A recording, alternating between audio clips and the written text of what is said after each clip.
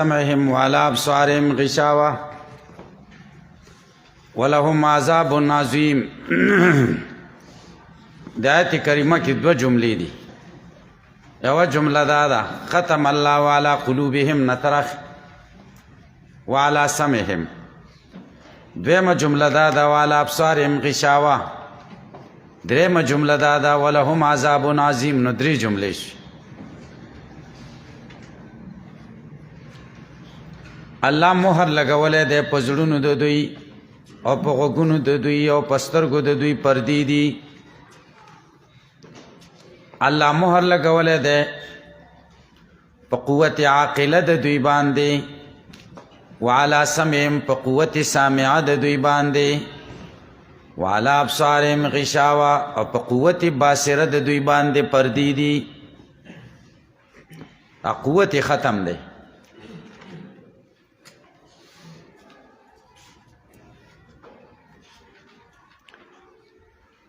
د دې ځای نه هغه ځای پورې چې واستربت المعتزله فيه فذكروا وجوها من التاویل درې مباحث ذکر کوي علامه. اول د آیت کریمه د ما قبل سره ربط څه دی؟ دا به ذکر شي تعلیل للحکم السابق و بیان ما یقتضیه. دویم ختم و غشاوه لغوي تحقیق، دا به والغشاوه فعالتن د دې نه ذکر شي. دریم دا چې د ختم او د تخشیه نسبت الله تعالی ته د دې څه مطلب دی؟ دا به ذکر شي وهي من حيث ان الممکنات باسرها مستندة الى الله تعالی. دغه ځای اول خبره د ختم الله على قلوبهم وعلى سمعهم وعلى ابصارهم غشاوه د دې ربط مخکې سره څه دی؟ نو دی وایي مخکې حکم وشو چې لا یؤمنون، او دی آیت کې د هغې حکم علت ذکر کوي. گویا کې هغه حکم معلول شو او اوس ورپسې علت ذکر کوي. ایمان نه راوړي. ولې نه راوړي؟ ځکه الله تعالی د دوی نه د علم دروازې بندې کړي دي. او دا د علم دروازې ولې بندې کړي دي؟ ځکه دوی هغه استعداد د علم غلط استعمال کړ. تاسو په دې پوه شئ. د علم یو محل دی او دوی آلات. محل قلب دی او آلات سمع و بصر دی. نو محل باندې هم بندیز لګېدلی دی ختم، او اعلی اسباب د علم طرق د علم چې سمع و بصر دی هغه هم ختم شوي دي، بندي دي. نو بیا خبره خلاصه شو. دی وجې نه قلوب په سمع و بصر باندې مقدم کړو چې دا محل او مرکز د علم دی، او سمع و بصر طرق دي. نو مقصودی مقدم که په طرق، او سمع په بصر ځکه مقدم کړو چې ادراک د سمع من کل الجوانب دی او ادراک د بصر د یو جانب نه دی. دیمه وجه دا ده چې ادراک په سمع هر سړی کولی شي، که عالم یو که جاهل یو که پوه یو که ناپوه.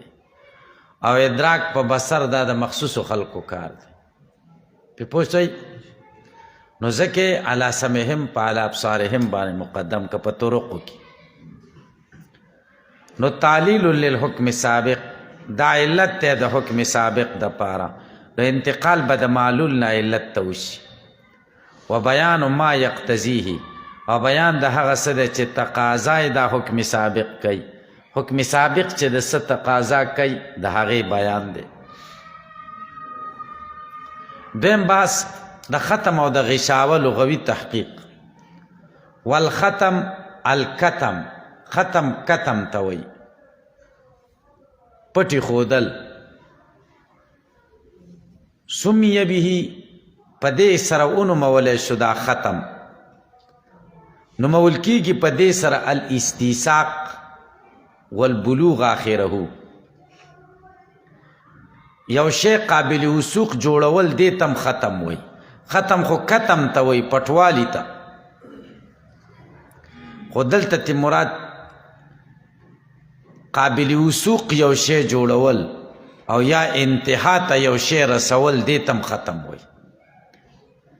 قابل وثوق جوړولو ته ختم وای چې خط قابل وثوق جوړې نو مهر به پې ولګي اخره کې قابل وثوق شه په ختم.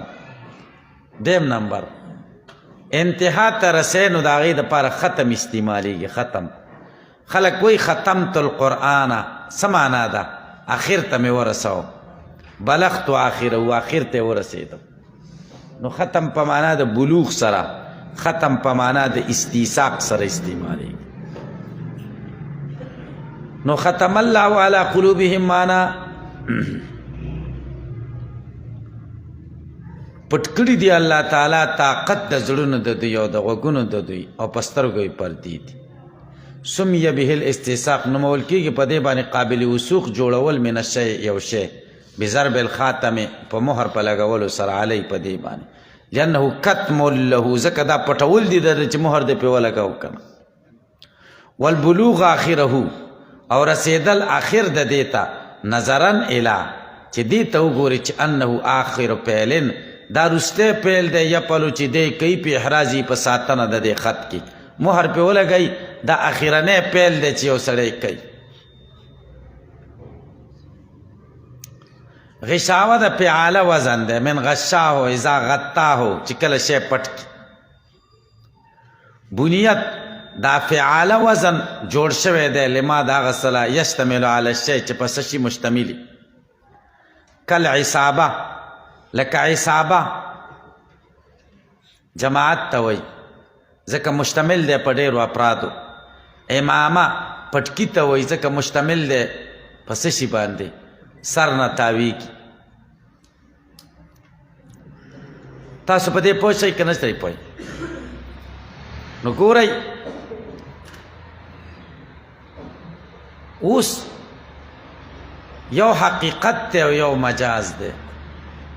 ختم الله د دوی په زړونو لګولی دی حقیقتا او په غوږونو او په سترګو حقیقتا پردي دي که نه بل څه چل دی مجازي معنا مراد نه دی. وایي دلته در حقیقت ختم نشته در حقیقت تغشیه نشته بلکې مراد په دې کې دا دی چې دوی کفر خوښ کړی دی او دا استحباب د کفر د دوی دا نفسونه عادت کړي دي د کفر په خوښولو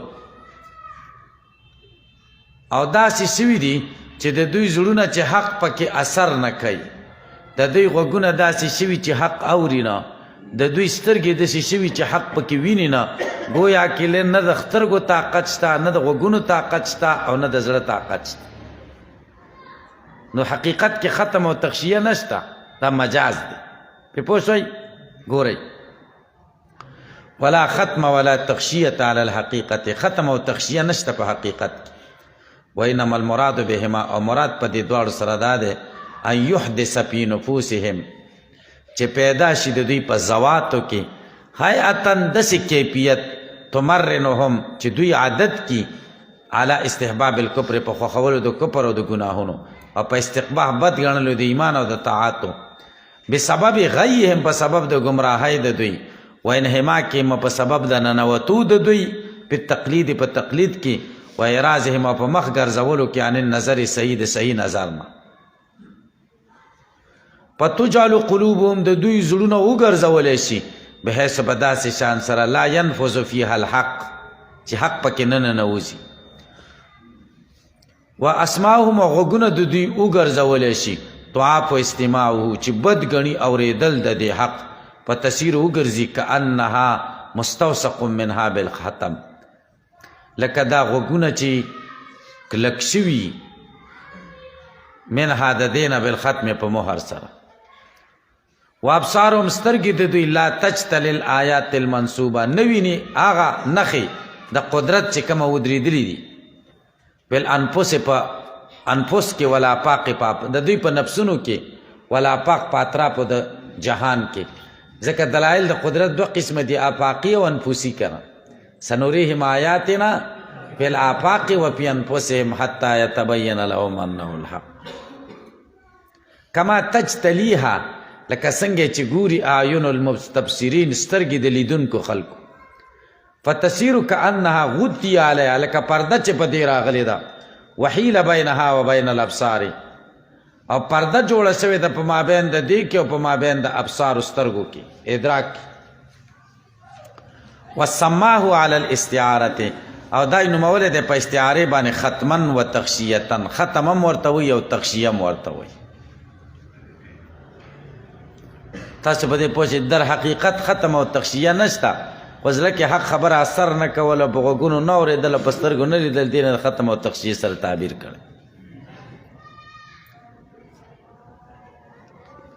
دویمه طریقه او مسل قلوبهم و مشاعرهم یا مثال ورکړل شوی دی د دوی د زړونو او د دوی د اندامونو المعوفه چې کوم مصیبت زده دي بیا شیا د داسې څیزونو سره ضربه حجابون بینها چې وهل شوې د پرده په مابین د دې کې په مابین د استنفاع کې بها په دې سره ختما و تختیتن په مهر او په پټېدلو د پردې وقد عبر عن احداث هذه الهيئه او په تحقیق سره تعبیر شوی د دغه شان هیئت د پیدا کېدلو نه بالطبع په طبع سره په قوله تعالی په دې قول د الله تعالی اولئک الذین دها کسان دي طبع الله على قلوبهم وسمعهم وابصارهم چې مهر لګولی دی الله تعالی په زړونو د دوی او په غوږونو د دوی او ابصارهم په سترګو د دوی وبالاغفال او کله تعبیر په اغفال سره کیږي په قوله تعالی په دې قول د الله تعالی کې ولا تطیع تابعداري مه کوه من دغه چا اغفلنا قلبه چې مونږ غافله کړی دی زړه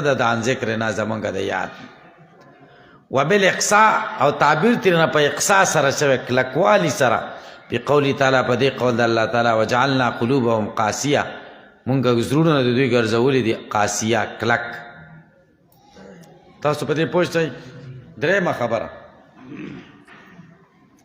د ختم نسبت خدای ته څنګه کړی دی چې خدای په ورته ختم ولګاو نو بیا دوی مکلف کړي په ایمان سره ولې دي دا خو بیا دوی ملامت نه دي مجبور دي غریبانان په پوه شئ دې کې دا جواب کوي چې نسبت الله ته په اعتبار د خلق سره دی او دوی ته نسبت په اعتبار د کسب سره دی د دې ساده مثال تاسو ته ویم تاسو په پوه شئ یو سړی دی او د قطاع طریق دی غلط کارونه کوي حکومت راولګېده او دی ونیو او قاضي صاحب په فیصله وکړه چې دی پانسي شه پولیسو ته قاضي صاحب حکم وکړو چې بس رازوړند کوي په دار یې رازوړند کوي په چوک یې په دار رازوړند کوي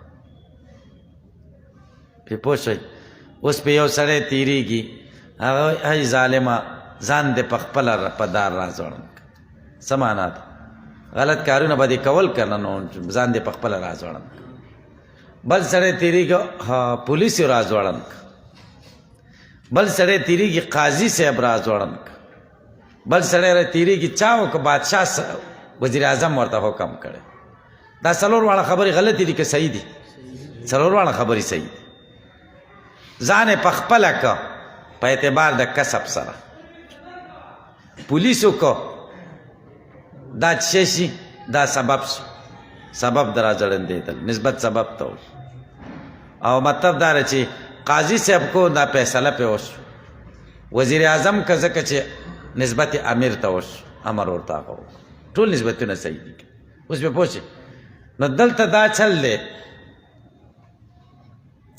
دا ختم اقصا تبع اغفال دا په دې زړونو کې دوی په خپله پیدا کړي کله نسبت دوی ته کېږي کله بل ران علی قلوبهم ما کانوا یکسبون په دې زړونو یې څه شي مهر لګولی دی ما کانوا یکسبون تاسو په دې پوه شئ کله نسبت دوی ته کېږي کله الله ته کېږي کله نفس ته کېږي نو دوی ته نفس و شیطان ته چې کېږي دا دوی ته چې کېږي د کسب په اعتبار سره او نفس او شیطان ته چې کېږي د سبب په اعتبار سره او خدای ته چې کېږي نو دا په اعتبار د خلق سره اوس په سبب خبره باندې تاسو سره خلاص نو ختم الله خدای مهر پیدا کړی دی په زړونو د دوی ځکه دوی غلط کارونه کول خدای پې مهر ولګو پیدا الله نو دوی خو مجبوره نه شو که نه ځکه دوی غلطي وکړه نو خدای پې مهر ولګو اوس پې پوه شئ نو وهیا